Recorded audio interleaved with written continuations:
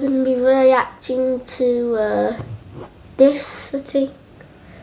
So Fallout. By the explosion. Fallout can kill. You can protect yourself and your family. And later on, we will show you what steps to take. This is the cover for Raymond Briggs' graphic novel When the Wind Blows, and I think it's about as perfect as a cover can get. We see an elderly couple stood as though they are posing for a photograph, smiling and happy, but just behind them looms a mushroom cloud from a nuclear bomb, with white flames and black smoke, burning so hot that the window they're looking out of is melting. But despite certain doom, still the couple are smiling. So, are they just very hopeful, or are they incredibly naive? Well, let's join this couple on the brink of nuclear war and take a look into the radioactive horrors of When the Wind Blows. After all, it'll all be over in a flash. Now, if you know about Raymond Briggs, you know he was kind of famous for creating these sweet magical Christmas books.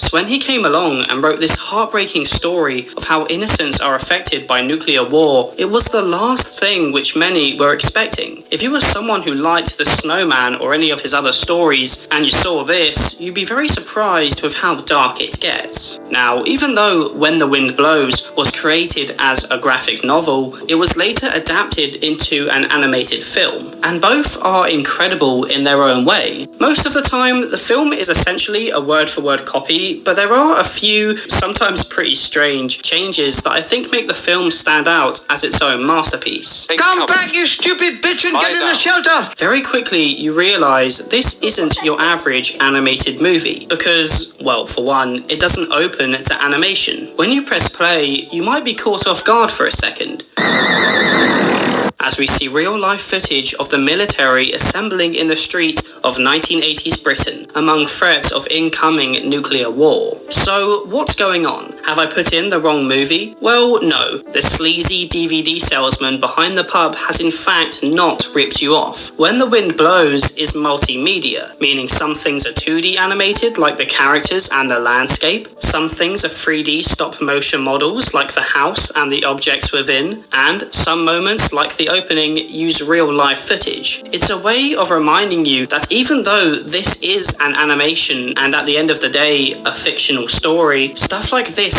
has happened and very easily could happen. Nuclear war is a very real threat, and so When the Wind Blows always has one foot in reality. It doesn't let you get lost in the fantasy of 2D animation for too long. This opening footage is dark and grainy. Things are far from calm, as the low rumbling of engines seamlessly transitions to a song from the late, great David Bowie, named When the Wind Blows. That's the name of the movie, a song made specifically for this film, and this song perfectly foreshadows the story which is about to take place. It's a song about hope in times of hardship, from the perspective of a loved one who's passed away, or is at least on the brink of death, saying his peace and goodbyes, opening with Don't Be Down, It's All in the Past. The song then gets darker, with Bowie singing about how he's never felt the sun, and his dread for when the wind blows. The language starts off hopeful in the first verse, but by the time the second comes around, the wording is much darker. Bowie talking of savage wounds, anger, spitting and taunting, and ending on the inevitable, no matter what. And although we're only at the beginning of the story, and this song holds little meaning at this moment, as the film progresses, its relevance becomes morbidly clear, like the mention of the hidden sun, likely blocked out by toxic clouds, or his fear of the wind because of the radiation it carries along the land. As the song plays out, the darker, anxious footage of the military turns out to be from a newspaper, which our lead fella, James, is having a little scroll through. The film has finally transitioned into the animation we expect, and it's all a bit more peaceful, at least for now. As he returns home on the bus, we get a good look at the beautiful British countryside. We see a young couple joking around with each other, having a nice time. Everything about this first act feels like a fairy tale. They want to paint this picturesque world full of life and colour, so it's as devastating as possible when it all gets taken away.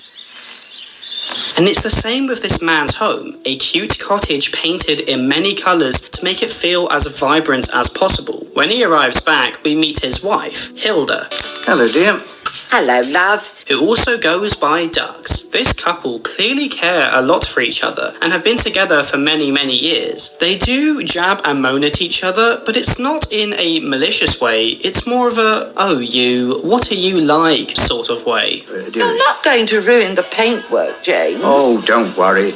I can soon touch it up after the bomb's gone off. Life is good for them, but just like the opening clips from the newspaper, signs of incoming war begin to bleed into this fairy tale. The international situation is deteriorating rapidly, and that war could break out at any time in the next 2 or 3 days. Now, the importance of war in the graphic novel is shown by setting up patterns and then breaking them. The whole book has a pretty similar look. Small square panels side by side, usually around 30 a page, and the speech bubbles are contained within these squares. But when the radio announces that war is likely coming soon, the speech bubble cuts out of this box and into the white space. It draws your eyes to the words and makes them feel more important. And when they cut away to the nuclear bombs, submarines and planes off in the distance, they take up the entire page, not a speck of white. It really makes this couple feel insignificant in the grand scheme of war.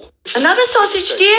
Now, if you heard that a nuke might be dropping down in your country over the next few days, I assume you might panic just a little bit. But our couple seem oddly calm given the situation. After all, it'll all be over in a flash. Obviously, there's always threats of nukes being tossed around, so I feel like we're almost used to it at this point. But here, this isn't just warnings. We've seen the military assembling, and the public are being told to prepare. People are panic buying. There's no bread, Doc. Sold out. There seems to be some sort of panic purchasing. But you see, our couple have a special tool which will see them through any trouble that a pesky nuke may cause. And that tool is government advice.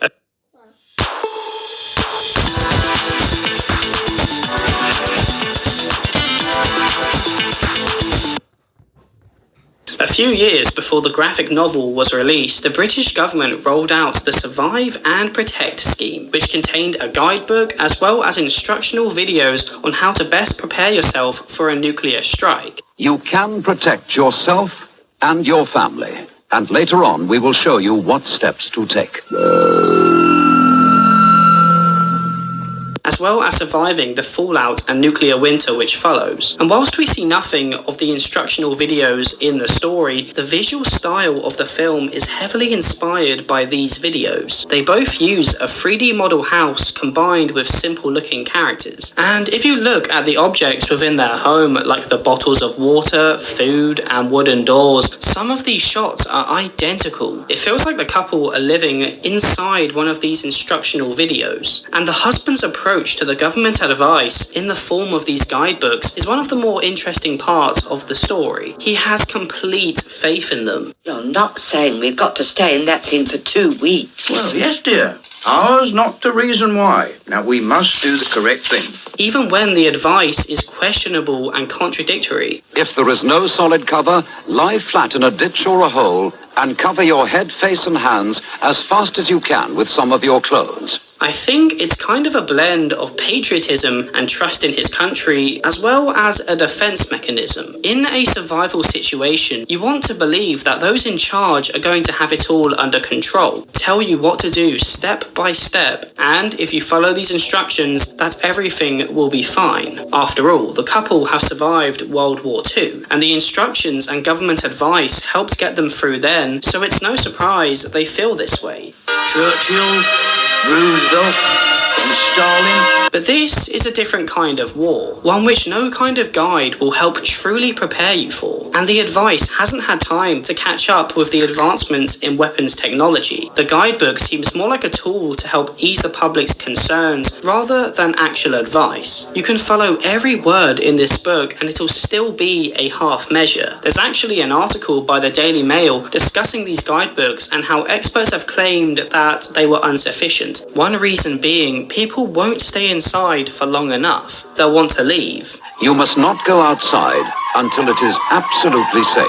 It tells them to take the doors off their house to construct a refuge with. The kind of refuge that might help with a shell bomb and might just protect you from the shockwave of a nuke, but will do nothing to protect you from the radiation that follows. It's clearly outdated, but the couple believe it'll be enough. And the reason the couple are still thinking in terms of outdated warfare is due to their past experiences. There's a scene where the two recall their time during World War II, when both of them were just young children, and they seem to have actually enjoyed their time during the war because, well, they survived, but also they had fun in their shelters. It's funny to think there's no shelters this time.